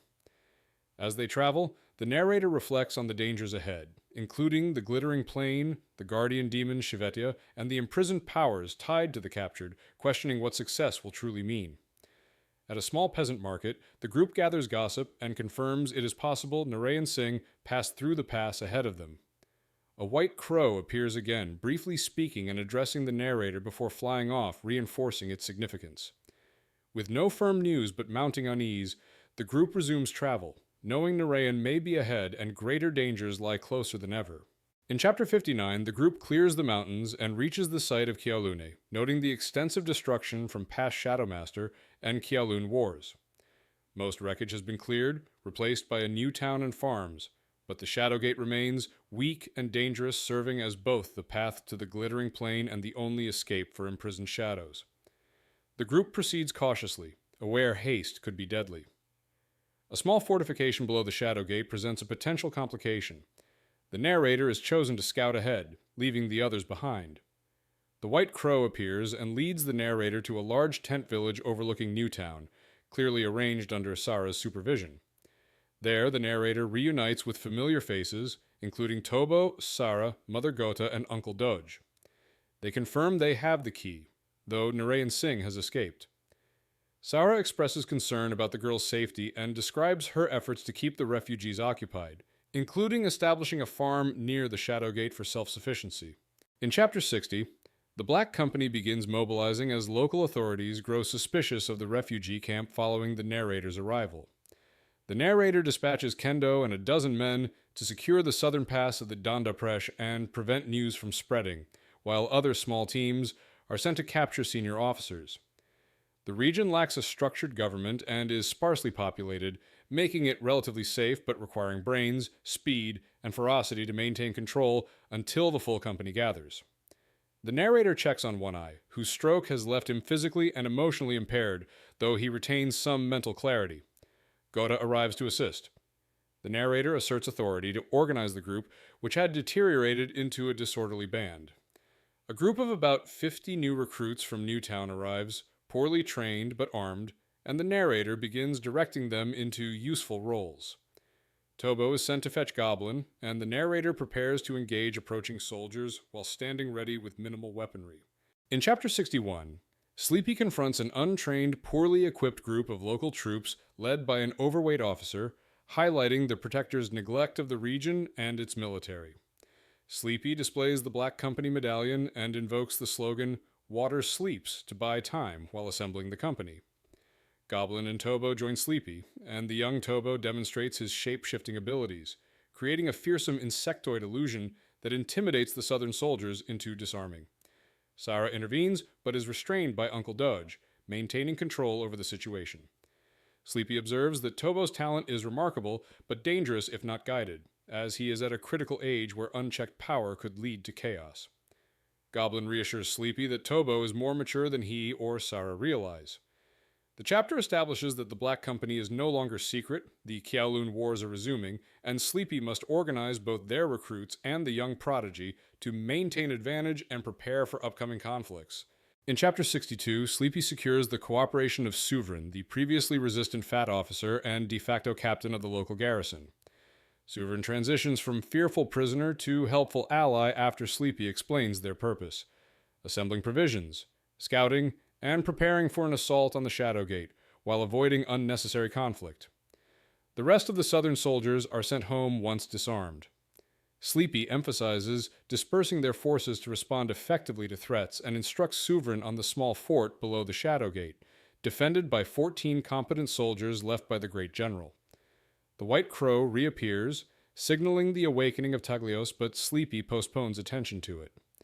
Observing that the camp and barracks have been poorly prepared, Sleepy orders immediate practical preparations, digging out remaining fireball launchers, assigning Vegan a team, and readying weapons for the impending assault. The chapter consolidates local support, organizes the Black Company's forces, and positions them strategically for the upcoming engagement at the Shadowgate. In Chapter 63, Sleepy and the Black Company surround the small fort below the Shadowgate, carrying torches and fireball launchers. Vegan handles the heaviest fireball launcher, initially struggling due to disuse, but successfully fires 2 rounds that breach the fort's walls and strike a water barrel inside, creating bursts of superheated steam. Sleepy positions the men strategically, instructing them to aim fireballs through the second floor while minimizing waste. Sovereign, the local garrison commander, now cooperating, provides the fort's layout: animals in storage on the ground floor, soldiers living on the second floor with weapons and supplies, and a roof used as a fighting platform. Shadows begin to emerge from broken glass containers inside the fort, prompting the company to react with fireball attacks. The White Crow signals additional activity. Sleepy commands Sovereign to offer the fort's occupants a half hour to surrender, while Goblin and Tobo assist in training and executing fireball attacks to neutralize the threat. In Chapter 64, Soulcatcher survives a brutal fall into the river during the rainy season, drifting several miles downstream before crawling to safety in a dangerous area known for predators. Protected by flocks of crows and bats, she fends off jackals and gradually makes her way home. Upon examining her damaged carpet, she discovers it had been sabotaged with strategic saw cuts, prompting her to summon Jal Barandandi and his associates. Barandandi is initially absent, but eventually captured and tortured by the Protector, though he reveals nothing. Meanwhile, unrest grows in Taglios, with rumors of Bodhi self-immolations and Soulcatcher's rage spreading across the city. She learns the Black Company remnants hold the Radisha and the Key, a talisman enabling safe passage through the Shadowgate. Soulcatcher plans a journey to Shadowcatch with Mogaba, deciding they will fly on the smaller carpet, adopt disguises, and prepare for the city's management in their absence, while Mogaba organizes men to maintain control of Taglios. In Chapter 65, the little fortress settles as Tobo, under Goblin's guidance, drives the surviving enemies from hiding. Sleepy recognizes Kusaver Pete, a former sworn brother who betrayed the company during the Kowloon Wars and now holds a high post. The men, enraged at his presence, are restrained, and Goblin hides Kusaver Pete for potential use later. Sleepy reconnects with Master Surendranath Santaraksita, who has been studying the company's Chronicles and mentoring Tobo, revealing Tobo's exceptional talent. Sleepy begins preparations for the journey to the plane, stressing discipline, delegation, and awareness of Soulcatcher's approach, as well as the threat from Narayan Singh seeking the Daughter of Night and the Key. Goblin advises Sleepy on managing men and logistics efficiently. Sleepy visits the Daughter of Night restrained in an enchanted iron cage, observing her dark, powerful presence. Her reaction to a white crow, showing fear at the word sister, reveals a vulnerability demonstrating her formidable yet not invincible nature. In Chapter 66, Sleepy enforces rigorous training for Tobo and the company men, including illusionist practice and daily readings from the annals to reinforce company values, preparing them for the journey onto the glittering plain and the threat of Soulcatcher. 8 days after securing the fort below the Shadowgate, a large enemy force approaches. With Tobo, Goblin, and Mergen's assistance, Sleepy orchestrates a company-style ambush using illusions and nuisance spells, scattering the enemy and capturing most officers, who are then set to work preparing for the upcoming journey. Goblin and One Eye examine the key with Doge, Tobo, and Gota observing, chiseling away iron to reveal a golden pickaxe-like artifact of religious significance tied to the Deceiver cult. Sleepy recognizes its inscriptions as connected to ancient rituals and advises caution. When shown to the Daughter of Night, she attempts to reach the key, damaging her arm in the process, confirming the artifact's importance. Sleepy orders reinforcement of her cage and shackles while continuing to plan. In Chapter 67, Sleepy organizes intensive training for the company men as Soulcatcher approaches Talios, advancing in erratic leaps on her flying carpet. Mergen and Goblin provide regular updates on her progress, which motivates the troops to focus and hone their military skills. Sovereign, eager to avoid facing Soulcatcher unprepared, pledges to stay with Sleepy and is assigned to assist Master Santarexita, who is occupied with antique volumes and record-keeping. Tobo reports that Soulcatcher has reached Charandaprash and is resting before crossing the Dandapresh, giving Sleepy a brief window to secure their preparations. Sleepy instructs pickets and a warning horn to monitor Soulcatcher's advance. Sleepy counsels Tobo on understanding his mother's grief over lost children, emphasizing logical thinking and emotional discipline as essential for sorcery. Tobo sits on a boulder as instructed, focusing on his mother's perspective. Sleepy also notes Narayan Singh's proximity and plans to use the White Crow to locate him. These preparations set the stage for the impending journey onto the glittering plain. In Chapter 68, the warning horn signals Soulcatcher's imminent approach, rousing the camp and mobilizing the company. Sleepy ensures the encampment remains calm and organized while checking on preparations. Mergen reports that Soulcatcher is airborne, moving south, and plans to infiltrate the camp in disguise to discover their intentions. She is unaware Croaker and Lady survive. Sleepy confirms that Sahara's mother is being cared for by Doge and Jojo. The company finalizes arrangements for the journey to the Shadowgate, including lighting, road markings, and organizing animals, carts, and prisoners for transport. Sleepy coordinates with Willow Swan and instructs Tobo and Sara to manage the Daughter of Night. The old black stallion unexpectedly arrives, demonstrating loyalty and tracking Sleepy's position. Suddenly, Narayan Singh attacks with fireballs, targeting tents and buildings. Sleepy recalls the Daughter of Night's control spells, which prevent her from escaping without assistance. Mergen confirms Keena's protective dreaming. The company prepares to transport the Daughter of Night to the Shadowgate as Soulcatcher crosses the Dandapresh, signaling it is time to depart. In Chapter 69, Soulcatcher approaches the Black Company's encampment on her flying carpet, debating whether to attack directly or use a disguise. She grounds the carpet and begins transforming her appearance to infiltrate the camp. Uncle Doge sneaks forward and destroys the carpet with a hatchet, nearly evading detection. A White Crow observes Soulcatcher and investigates the clothing she left behind. Upon entering the encampment, Soulcatcher discovers it empty. The Black Company has already passed through the Shadowgate with the key. Realizing they anticipated her arrival, she comes under fire from accurately aimed fireballs, forcing her to take cover in a deep pit. She launches a counterattack using fire and boiling oil, though the attackers have already fled through the Shadowgate. Soulcatcher restrains her rage to avoid damaging the Shadowgate, climbs the hill carefully, and observes the chalk-marked safe path. She confronts Willow Swan, Goblin, and the Niuang Bao family, exchanging defiant gestures and cryptically mutters, "Water sleeps, protector."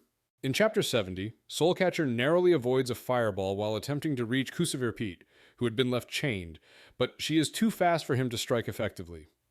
The White Crow signals messages to Sleepy indicating, "Sister, sister."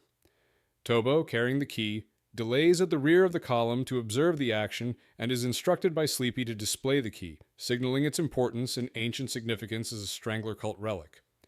Soulcatcher shows no immediate reaction to the key, but Sleepy notes Goblin and One Eye's protective enchantments prevent her from escaping the Daughter of Night's cage. The Shadowgate resists passage, forcing Sleepy to leave the cage behind temporarily. Sleepy organizes the column, consulting Willow Swan about camping circles and road safety, and notes Soulcatcher's anger and approach after discovering her destroyed flying carpet. Uncle Dodge successfully immobilizes Soulcatcher's transportation, leaving her on foot and hindered. Tobo advances onto the plain with the key. while Sleepy contemplates the artifact's sacred significance to the Strangler cult and the Niueng Bao. In Chapter 71, Sleepy and the company reach the crest of the glittering plain. She notices a small black and green frog with blood-red eyes, which Swan identifies as dropped by the white crow as food. Sleepy recalls Mergen's prior instructions and ensures Tobo pauses to touch the key to the black stripe running down the road, following company tradition. Tobo backtracks reluctantly, while Sarah monitors him to prevent him from moving too far ahead. The plain itself awes Sleepy with its vast gray expanse and standing stones sparkling in the sunlight. When Tobo pries the pickaxe-shaped key into the road, the ground trembles slightly and heals itself, indicating the road's magical properties. Sleepy continues directing the column, blessing animals and non-combatants, and notes the mixed composition of the company, with only Goblin and One Eye having been part of the original Northern Company. Observing the formation, Sleepy recognizes quiet despair among the ranks and instructs that they continue marching to locate and rescue their buried brothers. In Chapter 72, Tobo discovers the remains of Sindawe, a former officer and possibly Mogaba's brother, killed years earlier on the plain. Sleepy orders Goblin to examine the corpse carefully with cantrips while keeping the crowd back, and One Eye suggests checking for messages. The company prepares a travois to transport Sindao's body, adhering to their principle of never leaving comrades behind. Goblin retrieves Sindao's silver skull badge with a ruby eye, a symbol of lineage and remembrance, which is passed to newcomers to preserve the fallen's legacy. The column carefully continues across the plain, with pack animals and carts navigating cautiously. The black stallion remains unaffected, while the white crow seems unusually interested in the corpse, possibly sensing significance. Master Santaraxida and Baladitya accompany the group, managing animals and carrying books, including salvaged annals. The company confronts the cold and strange nature of the plain. Sleepy discusses the terrain, roads, Shadowgate, and potential additional exits while monitoring Tobo's pace. In Chapter 73, Soulcatcher, also called Nemesis, moves across the former Shadowlands toward the Dandapresh Pass, her terrifying presence inspiring rumors that Kadi had returned. She appears nearly 10 feet tall, hairless, with vampire fangs, 4 arms, and adorned with a girdle of dried penises and a necklace of babies' skulls. Following her is a smaller, naked girl tethered by a 10-foot cable to a floating rusty iron cage containing Narayan Singh, who is severely injured with a broken leg and burns. The girl silently tows the cage despite Soulcatcher's prodding, showing no resistance or expression. Narayan Singh, unintentionally caught in Goblin's trap, struggles with delirium, uncertain whether he is being punished or transported to paradise. The deceiver keeps a large bound book inside the cage, its pages occasionally disturbed by the wind. Neither Soulcatcher nor the Daughter of Night shows particular concern for Narayan Singh's survival, treating him as expendable. In Chapter 74, the Black Company prepares a protected camp at a crossroads on the glittering plain.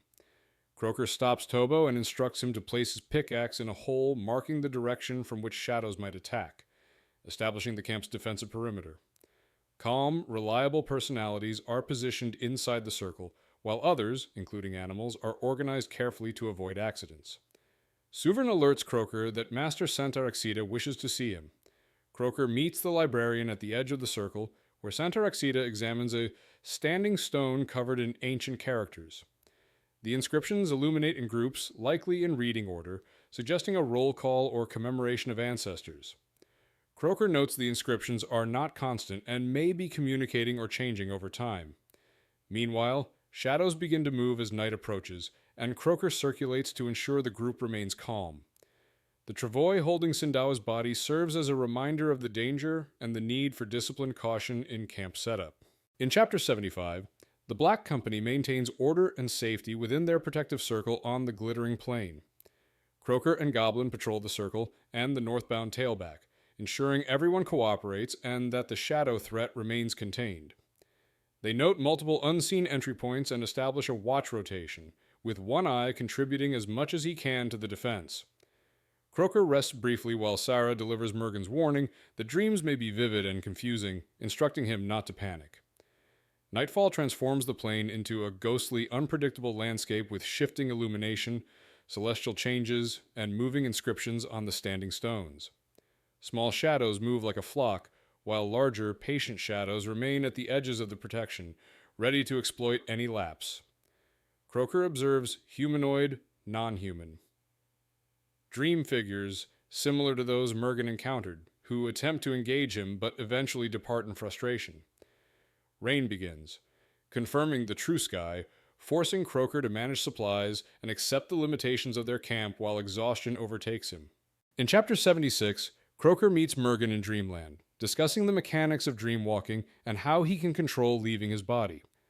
Mergen advises him to follow the rules he has already established to navigate the glittering plains safely, emphasizing careful management of water and animals to avoid problems with shadows. Croker considers splitting the group, but is warned that doing so would be too risky, as any mistake could be fatal.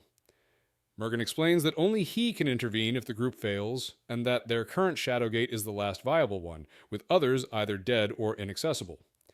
He provides historical context, revealing that the plane was created as a pathway between worlds, later modified with a fortress, immortal guardians, shadows, and standing stones to regulate travel and protect the keys. The Free Companies spanned multiple worlds, interacting with Kina's legacy and shaping the shadow-filled environment. Croker learns the upcoming journey leads toward the Shadowgate into the land of unknown shadows, where the children of the dead originated, highlighting the peril and significance of their mission. Mergen departs, leaving Croker with instructions regarding a mist-making device. In Chapter 77, Croker wakes after a restless night on the glittering plain, having disturbed the rest of the column with his snoring. After a brief morning routine with scant rations, the group continues southward. The mood is initially relaxed, having survived the night, but tension returns upon discovering the remains of Bucket Cato Dahlia, a former officer and close mentor to Croker.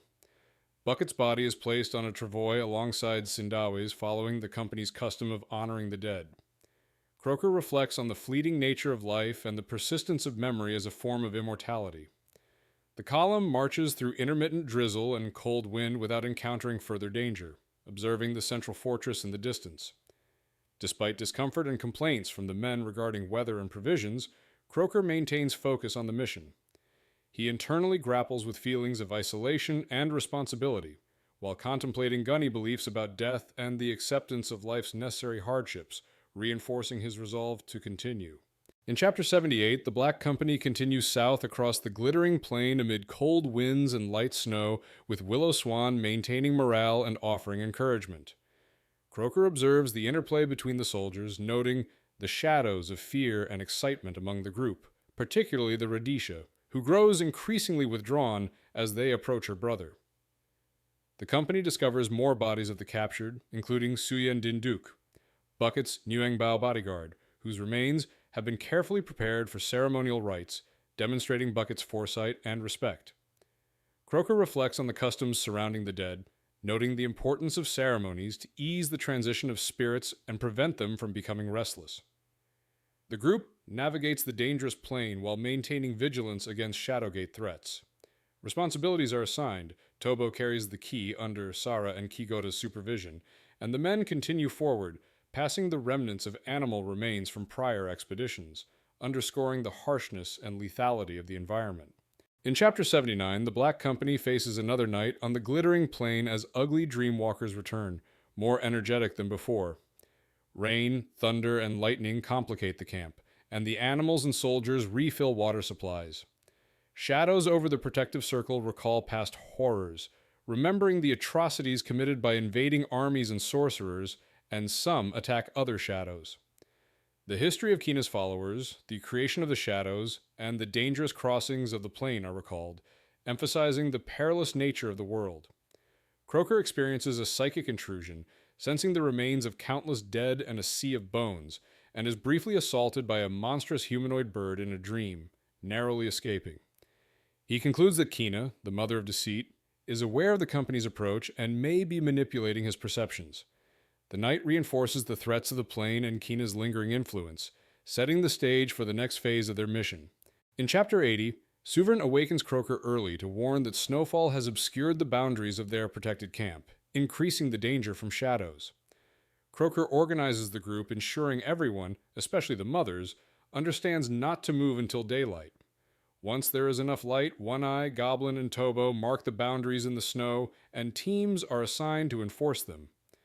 The journey becomes slower and more taxing than the captured's previous passage, with harsh rationing and careful guidance required to keep Tobo, carrying the key, centered on the road. The group approaches a shattered fortress, the plane's self-healing evident in the softened, narrowing crack. Croker directs Swan, Tobo, Mother Goda, and others to cross first, while Runmust and Riverwalker plan to move animals and carts safely. Goblin, One Eye, and Slink accompany Croker. The chapter establishes careful navigation, survival in the snow, and preparation for crossing the plain toward the land of unknown shadows. In Chapter 81, Croker, Swan, Goblin, Tobo, One Eye, Sarah, and the rest of the group reach an inner fortress. Swan struggles to recall events due to magical interference, but Croker instructs the wizards to provide light and clarity. Tobo generates filaments of light, while Goblin and One Eye stabilize Swan's focus. The group assesses the fortress, identifying a gap in the wall sealed by Soulcatcher's spells. Croker ensures sufficient light and safety measures for examining the area, while coordinating the group to set up a temporary camp and manage the cold. Goblin and One Eye guide Tobo in maintaining concentration, and Croker observes the crowd, noting the need for order. The team begins to expand the wall's gap, using combined expertise from miners, engineers, and wizards to safely breach it. The chapter focuses on preparing the group to access the inner fortress, detect traps, and plan the next stage of their mission. In Chapter 82, the party explores the newly expanded opening to the shadows. Despite initial reluctance, the narrator and Goblin move forward to inspect the area. They encounter the golem demon Shivitya, still nailed to a wooden throne above a deep abyss, which has partially healed and stabilized over time. Observations reveal a third eye, characteristic of Gunny-style demons, that closes when noticed. The group debates how to safely turn and move the throne using ropes and brute force, with Sovereign taking charge to organize the effort. Swan, Tobo, Runmust, Iqbal, and Willow are assigned specific tasks, while the narrator coordinates and scouts ahead. Discussion also covers past events, including the partial recovery of Swan's memory, the use of Catcher's levitation magic to transport captured people, and the strategic planning for moving the majority of the party south while rescuing the captured. Time constraints push the group toward decisive action and careful preparation. In Chapter 83, Sleepy and Swan descend into the vast underground hall beneath the fortress, confirming its immense scale and noting geometric features in the floor whose purpose remains unclear. They locate the stairway leading downward, formed where a fissure in the stone has partially healed. The descent is long, uneven, and dangerous, with irregular steps, landings, and no handrails. Swan explains that Soulcatcher previously used powerful sorcery to drive away shadows and move safely through this area, allowing the captured to be taken below. As they go deeper, the stairway intersects a massive chasm lit by a reddish glow from below, creating a perilous stretch where half the stair clings to a cliff face. Despite fear and physical strain, they continue downward, passing through darkness and then into colder golden light, signaling they are nearing the caverns where the captured are held. In Chapter 84, Sleepy reaches the frozen caverns where the captured were hidden. The caves are natural, ancient, and filled with older bodies encased in ice webs, many long dead and from unknown worlds, left there over centuries. Swan confirms Soulcatcher avoided disturbing them and brought the captured through with difficulty.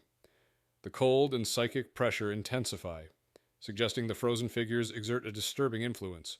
Moving upslope, the narrator finds the company men, including Nuangbao allies, preserved with far less frost, marking a clear boundary between ancient victims and recent captives.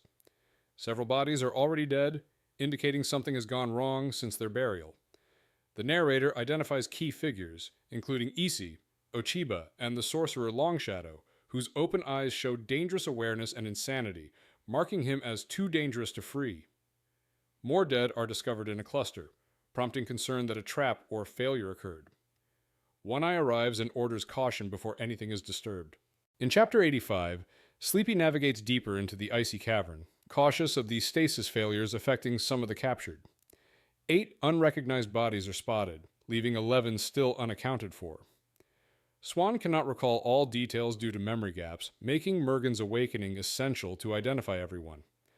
One Eye is tasked with determining whether the stasis can be safely lifted, while the narrator instructs Sarah and the Radisha to restrain themselves from disturbing the bodies. The terrain becomes steeper and treacherous, with frost-covered floors requiring careful movement. Sleepy identifies several captured, including Longo, Sparkle, and the Howler, noting their dangerous potential if released. Soulcatcher had arranged certain prisoners, including the captain and lady, in positions suggesting careful planning or booby traps. The cavern's environment shifts to blue ice and cold light, and One Eye admits he needs rest before attempting resurrection. Sleepy decides to recover a few people now and return for the others later, acknowledging the difficult moral and practical choices ahead. In Chapter 86, Sleepy awakens from a nap in the cavern to find One Eye resting nearby and Goblin checking on her. The party begins waking the captured, a delicate and time-consuming process that can only be done safely in small numbers. Only 5 people can be revived at a time due to limited resources, and the rest will have to wait. Swan reports that Cordy Mather is missing, and the shapeshifter Lisa Boalk, left upstairs, is also absent. Sleepy organizes the effort, instructing Tobo, Dodge, and Goblin to assist with key individuals, including Mergen, the captain, lady, Tai Di, and the Prabrindradraf. Mergen is successfully brought out of stasis, but remains weak. He whispers a warning about the books of the dead and the Daughter of Night, signaling the urgency to secure them before they can be misused. Sleepy resolves to handle the threat, despite uncertainty about how. In Chapter 87, the rescue operation continues efficiently. Goblin transports Mergen and Croaker to the surface on litters, while Sleepy monitors the process. Croaker remains silent, giving no information. More people descend into the cavern despite warnings of the difficult return climb. The narrator coordinates moving the captured, prioritizing the captain, lady, Tai Di, and the Prabrindradrah, with Tobo instructed to assist with his father later. Sleepy is assigned to help carry Santaraxita. Shivetia has been safely righted and removed from the pit. Sleepy discovers Cordy Mather, whose death likely caused the earlier stasis failures that killed several others. Mechanical booby traps, including spring-loaded poisoned pins, are present in the tunnel, possibly triggered by Mather's panic when he awoke. Goblin begins disarming the traps and prepares to move Mather to allow passage for the team. Sleepy plans to continue toward the location of the original Books of the Dead, noting the confined echoing conditions. In Chapter 88, Sleepy reaches the chamber where the Deceivers concealed their treasures, including the original Books of the Dead. Goblin disarms remaining traps in the ice-polished chamber. Souvrin offers Sleepy food and assists with caution, while Master Santaraxita's reckless attempt to approach the books triggers a magical booby trap, causing him to tumble and collide with others. The White Crow reacts to disturbances but does not intervene. Goblin works out the method to access the lecterns using the golden pickaxe as a key, while the party prepares to retrieve the books. Swan positions himself to monitor the rear, ensuring no one lags behind or interferes with operations. Tobo unexpectedly leaves the group, heading deeper into the cavern, toward the resting place of the Mother of Night, prompting the narrator to follow with the standard. The team coordinates movement carefully, balancing safety with the urgency of securing the ancient artifacts and navigating the booby-trapped icy environment. In Chapter 89, Sleepy and Goblin descend the seemingly endless stairwell, passing caves with treasures and boneyards while pursuing Tobo, who has advanced too far ahead. Visibility decreases, the footing becomes treacherous, and they encounter a mist that complicates movement. Goblin explains that sorcery has temporarily blinded them, and they stick together for safety. They enter a dimly lit ice cavern where a woman, identified as Kina, lies asleep on a bier radiating powerful influence. Tobo is disoriented nearby, and Sleepy retrieves the pickaxe from him, a key to handling the situation. Souvrin and Master Santaraxita arrive, captivated by Kina's presence, and must be restrained. Goblin and the narrator coordinate extraction and manage the group to prevent danger. Sleepy maintains control, ensuring Tobo and the others do not approach Kina directly, while the illusions surrounding her begin to dissipate as the standard is positioned, preparing the party to interact safely with the Mother of Deceivers. In Chapter 90, the party confronts Kina, the Mother of Deceivers, in her sleeping state within the ice cavern. Kina emits wisps of her essence that interact violently with Goblin, who attacks her with the Lance of Passion. Despite his efforts, the wisps burn Goblin and resist his assault, demonstrating Kina's immense power. The narrator ensures Tobo is removed from immediate danger and retrieves the pickaxe to maintain control. Souvrin and Master Santaraxita are also nearby, overwhelmed by the encounter. The group begins a strenuous ascent up the stairwell, battling exhaustion, hunger, and fear, while the lance and Keena's psychic influence create ongoing hazards below. The White Crow guides and encourages the party during the climb. The ascent becomes an extended struggle over several days, with rest taken only when necessary. The chapter emphasizes the lethal danger posed by Keena, the physical and psychological toll on the rescuers, and the continued protection of Tobo and the party during the climb. In Chapter 91, Sleepy awakens one landing below the Cave of the Ancients, stiff and in pain but mentally alert. Willow informs her that Tobo and the others have gone ahead, and she prepares to move back up to the cave for a critical task. Swan assists with Sovereign and Master Santa Rosita, who are awake but immobile. Sleepy grapples with the realization that Goblin is dead, heightening the urgency and emotional weight of the mission. The group begins climbing toward the Cave of the Ancients, navigating the damaged ice webs and collapsed stalactites caused by a recent earthquake. Sleepy reassures the still sleeping captured, noting their vulnerability and the importance of moving carefully. Swan explains the earthquake likely occurred while Sleepy was deep below. As they advance, Sleepy hears distant singing, resembling a marching song, prompting curiosity about underground inhabitants. The chapter focuses on the ascent, the aftermath of Goblin's death, and Sleepy's determination to reach the cave to continue the mission. In Chapter 92, Sleepy approaches the hidden chamber containing the Books of the Dead, worried about potential booby traps and the protective magic linked to the pickaxe. Swan accompanies her as she carefully crawls under the lecterns to tip the books face down, preventing them from activating any dangerous spells. Sleepy experiences tingling and chills from the magical defenses, but safely passes through, supported by Swan. She lights a small fire using Swan's brazier, then carefully burns the books one by one, starting with the one the Daughter of Night had not yet copied. The books produce foul smoke, forcing them to crawl on the icy floor, while the underground wind disperses some of it. Sleepy reflects on Goblin's sacrifice and hopes it has hindered Keena, ensuring she cannot interfere. Swan assists with the final book, and both briefly rest after completing the destruction, securing the Books of the Dead and further thwarting Keena's plans. In Chapter 93, Sleepy and Swan are joined by Runmust, Iqbal, and Riverwalker, who followed the smoke from the burning Books of the Dead after Tobo alerted them to the disaster below. The group shares food, gifted by Shivetia, a large, flavorful, mushroom-like creation, which revitalizes and relaxes them, alleviating their exhaustion and aches. The soldiers recount how Shivetia produced the food after recovering from his own injuries, amusing everyone and lifting spirits. Sleepy coordinates the group to move back upstairs, cautioning them to avoid touching anything while Riverwalker hums a marching song to maintain focus.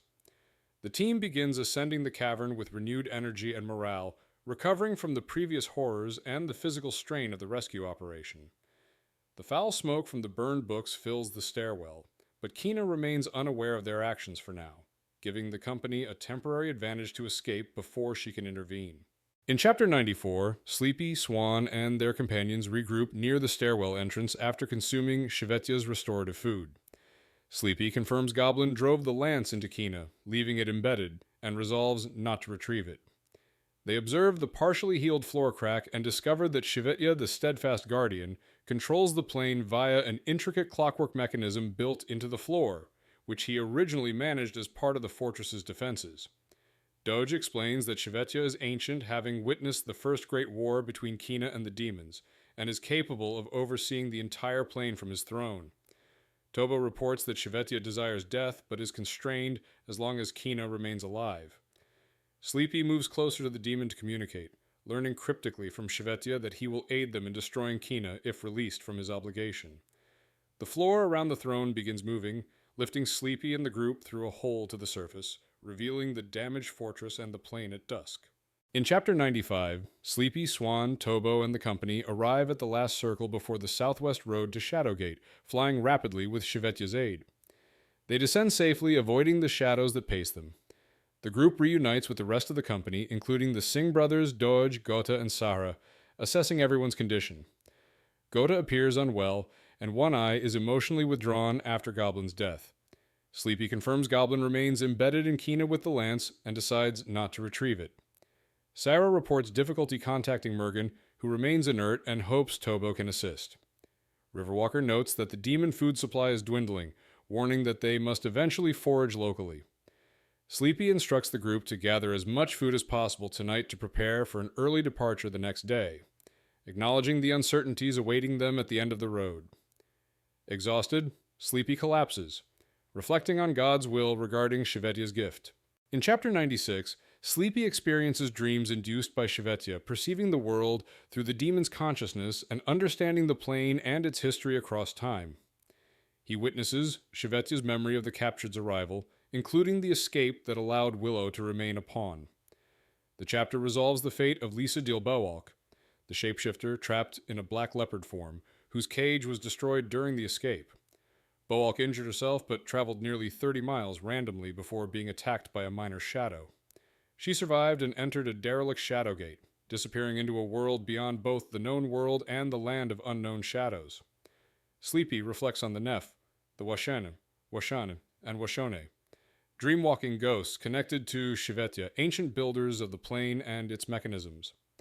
He perceives the complex, godlike scale of Shvetia's experience and the interwoven history of divine and mortal conflicts, reconciling partial truths across religious and philosophical frameworks while maintaining vigilance over heresy and moral consequences. In Chapter 97, Sleepy wakes from a vivid, chaotic dream and prepares to depart the plane with Swan, Sarah, and the rest of the company. She addresses the group, explaining that each of them received knowledge from Shvetia which will aid them in the future, though its full significance may not be immediately clear. The company members, including Iqbal's baby and the dog, show signs of unease about the unknown challenges ahead. Sleepy interacts with Sahara and the Radisha, easing tensions and discussing their obligations, destinies, and the consequences of past conflicts. Radisha confirms that the Black Company has taken their revenge, but asks Sleepy to apologize to the captain once he recovers. Sleepy also checks on One Eye, still unconscious, and converses with Sovereign and Master Santaraxita, who reveal that Shvetia's gifts provided new insights into the myths of Kina and the Queen of Death and Terror. Shvetia emerges as a hidden hero, while Kina remains a villain in these narratives. In Chapter 98, the Black Company reaches the land of unknown shadows instead of Kadavar and begins to settle, rest, and recover.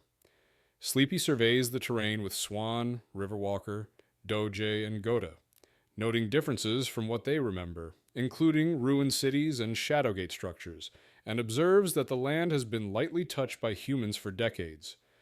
One Eye, still recovering from strokes, is brought up and integrated into the group, giving his impressions of a resting, evil-free place below. Sleepy organizes the company, assigning Kendo, Slink, and Riverwalker to cover and reserve positions to ensure a disciplined exit. The group encounters 5 elderly monks concerned about past sorcerers Longshadow and Shadowspinner. Doje communicates with them, clarifying the company's identity and intentions. The company secures the valley, with veterans scouting defensible positions. Tobo receives tutelage from One Eye, Lady, Longshadow, and Master Santaraxita. All captured, except those who died, return deeply changed. A new order forms, preparing for eventual future crossings of the plane. In Chapter 99, the Great General moves south through the Danda Presh and encounters Soulcatcher, who is mentally unstable, gibbering and speaking in tongues while resting. Mogaba urges her to kill Sleepy and Swan, warning that they could become threats, but Soulcatcher decides instead to manipulate Sleepy to tap into Kina's power. She cruelly assaults the Daughter of Night, who remains detached from her soul mother and realizes something is wrong. Soulcatcher monitors Narayan Singh, planning to use him later for torment. She focuses on empire building and experimenting with a flying carpet, showing no concern for exercise or minor discomforts. Narayan Singh experiences a terror-induced convulsion, shouting a warning about the Kim, a possible reference to death or a murder walker, before collapsing unconscious. Meanwhile, Shvetia rests undisturbed on his wooden throne, protected from storm and lightning, his silver daggers posing no threat. Shadows react in fear, indicating that immortality itself is now under threat.